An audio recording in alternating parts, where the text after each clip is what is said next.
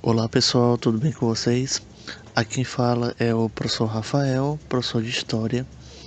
Meus queridos, nossa videoaula de hoje será sobre o conteúdo de monarquias absolutistas. Então, nós iremos ver sobre o surgimento do absolutismo monárquico na Europa, ali na transição da Idade Média para a Idade Moderna. Então, vamos lá? Bom, pessoal, ao longo da Idade Média, o poder real ele passou por um processo de descentralização do poder, ou seja, o poder do rei ele acabou sendo distribuído para uma melhor administração das terras dos reinos. E esse processo de descentralização do poder acabou culminando com o surgimento de um sistema econômico, político e social que nós vimos chamado de feudalismo, ou seja, o poder real ele acabou sendo descentralizado e dessa descentralização do poder acabou surgindo os senhores feudais, dando surgimento ao feudalismo. No entanto, pessoal, ao final da Idade Média, com a queda do sistema feudal, esse poder ele volta a ser centralizado nas mãos do rei. No entanto, pessoal, esse poder do rei ele não vai ser justificado apenas por uma concessão de um título de nobreza passado de maneira hereditária. Vai ser criado um mito de que os reis eles não seriam simplesmente reis porque eles tinham um título de nobreza. Vai ser criado o mito de que os reis eles tinham o poder de curar doenças, especialmente uma doença chamada escrófula. Esses reis, pessoal, ficaram conhecidos como reis taumaturgos. Professor, e o que era a escrófula? A escrófula era uma doença bacteriana que atingia a pele, provocando o surgimento de algumas bolhas.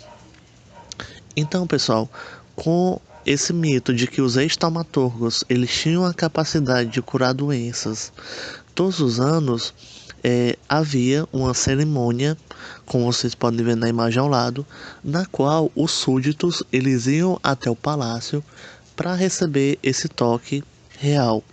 Então vejam bem, tem uma associação entre poder real e religião, de uma certa forma, já que esses reis vão ser vistos como imbuídos de um certo poder divino. E a partir daí vai se ter início o chamado absolutismo monárquico, ou seja, a concentração de poderes na mão do rei. Bom, e quem é que apoiava as monarquias absolutistas? Bom, pessoal, nesse momento os reis eles receberam apoio de duas classes sociais, a igreja e a burguesia. Bom, a Igreja Católica, mesmo tendo perdido prestígio através das reformas religiosas, ela acabou apoiando as monarquias absolutistas que surgiram na Europa. No entanto, a grande crítica da Igreja foi em relação à intromissão dos reis em algumas questões eclesiásticas. No entanto, a Igreja acabou se associando às monarquias para continuar existindo. Bom, da mesma maneira, as novas igrejas que surgiram através das reformas religiosas, o luteranismo e o calvinismo, também vão apoiar as monarquias absolutistas que surgiram na Europa.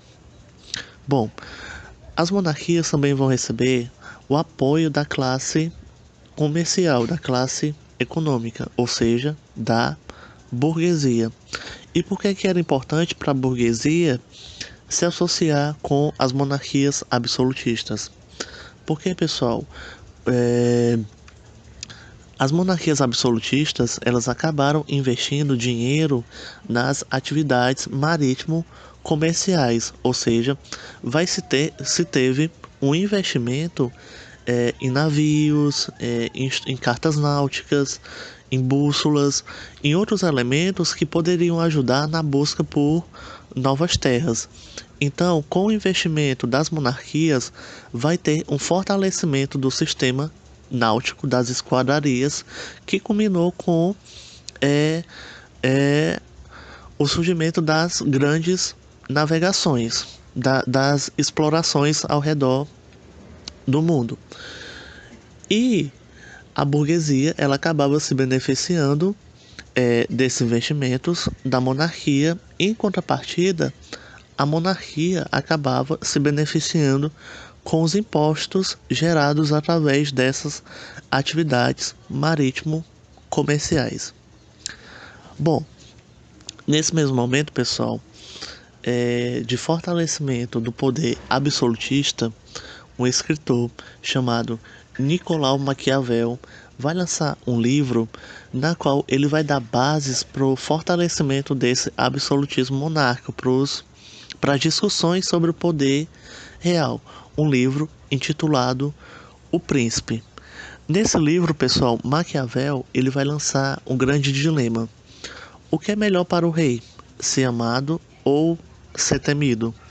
Maquiavel ele vai acabar chegando na conclusão de que é impossível que o rei ele seja amado e temido de maneira simultânea. No entanto, a solução que Maquiavel ele encontra para esse dilema é de que para o rei é muito melhor ele ser temido. Só assim o rei ele vai conseguir manter o seu poder acima de todas as instituições sociais. Então vejam bem, segundo Maquiavel, o rei ele tem que ser temido para a aplicação do seu poder sobre todas as classes sociais. Bom, agora nós vamos ver, pessoal, sobre o surgimento das monarquias absolutistas na Península Ibérica, no caso, Portugal e Espanha. A monarquia absolutista na Espanha, pessoal, ela vai surgir após a junção, após a unificação dos reinos na Espanha. Quando os reinos passam a ser unificados na Espanha, o reinado, nesse momento, ele vai ficar sob o comando do rei Filipe II. O reinado do rei Filipe II vai ser marcado por um fortalecimento da esquadria naval, que vai dar um embasamento para o surgimento da chamada Invencível Armada. Nesse momento, pessoal, a Espanha ela tinha a melhor marinha do mundo, a chamada, como eu já falei anteriormente, Invencível Armada. E essa marinha, pessoal, ela era fortalecida principalmente pelo investimento do monarca espanhol nessa área. O reinado, pessoal, do Filipe II e também em Portugal, que nós vamos ver daqui a pouco, ele vai ser marcado pela chamada unidade católica.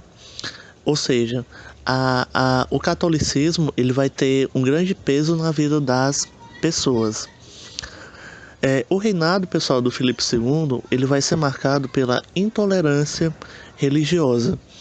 Ele vai passar a perseguir os grupos que não professam a fé católica, principalmente os protestantes e os judeus.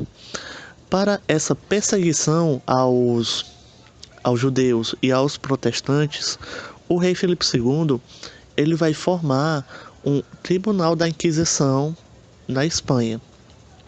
O Tribunal da Inquisição, pessoal, ele era um tribunal eclesiástico criado pela Igreja para julgar indivíduos que eram considerados hereges. No entanto, a Igreja Católica concedeu permissão para que Portugal e Espanha criassem os seus próprios tribunais da Inquisição. Bom, devido à perseguição, pessoal, principalmente aos judeus, esse grupo passou a se converter ao cristianismo, ao catolicismo.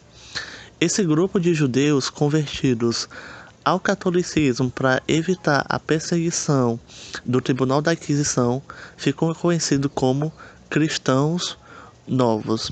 Então vejam bem, se vocês verem a expressão cristãos novos, ela se refere aos judeus perseguidos na Península Ibérica que se converteram ao cristianismo para evitarem o julgamento do Tribunal da Inquisição. Bom, e por último, nós temos a formação da monarquia em Portugal. O reino em Portugal, pessoal, ele só vai ser centralizado em 1385, após a ascensão da dinastia de Avis ao poder.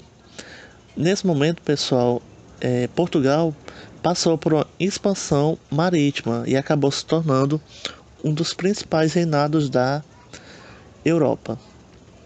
Apesar das rivalidades, pessoal, que Portugal tinha com a Espanha, ela acabou... Apesar das rivalidades que Portugal tinha com o reino espanhol, Portugal acabou assimilando algumas instituições da monarquia espanhola, como, por exemplo, a Inquisição. Bom, o reino português, pessoal, ele acabou se enfraquecendo em 1580, após a morte do rei Sebastião, que vocês podem ver aí na imagem ao lado. O rei Sebastião, pessoal, ele morreu em uma batalha no norte da África, a batalha do Alcácer Quibir. No entanto, pessoal, o corpo do rei Sebastião, ele nunca foi encontrado. Então, logo após a morte dele, surgiu uma teoria messiânica de que um dia ele voltaria para salvar o povo. Essa teoria messiânica ficou conhecida como sebastianismo. Bom, logo após a morte do rei Dom Sebastião, ocorreu o que nós chamamos de União Ibérica, ou seja, a fusão dos reinos de Portugal e Espanha em um reino único, comandado sob o rei espanhol Filipe II. No entanto, pessoal, Portugal só recobrou a sua autonomia em 1640. É isso, pessoal. Essa foi a nossa aula sobre monarquias absolutistas. Eu espero que tenha sido esclarecedor. E qualquer dúvida, vocês podem me procurar através do WhatsApp. É isso, pessoal. Tchau e até a nossa próxima aula.